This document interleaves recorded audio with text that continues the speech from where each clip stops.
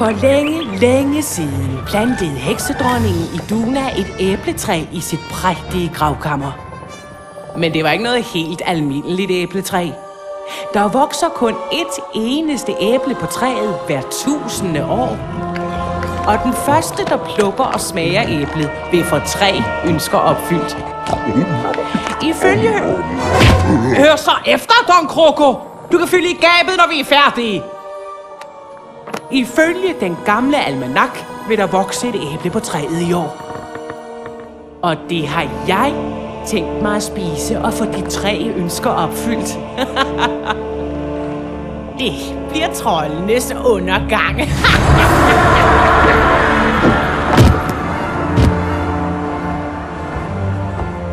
Men Idunas gravkammer er forseglet. For at komme ind skal vi have fundet og hævet alle statuerne af Idunas søstre. For de kan skænke os trolddommen, der kan åbne det forseglede gravkammer. Her udsted disse ordre til alle mine sammensvorne. Find statuerne. Skaf mig trolddommen. Og hvis nogen kommer i vejen, så tilintetgør dem med jeres kanoner, ild og flammer. Hallo. Hej så.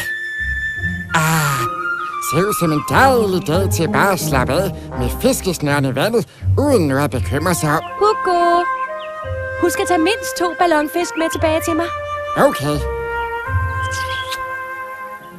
Og ikke noget med at komme for sent i dag. Det bliver bare en kort tur rundt i bugten. Og nu ingen narestreger. Nej, nej.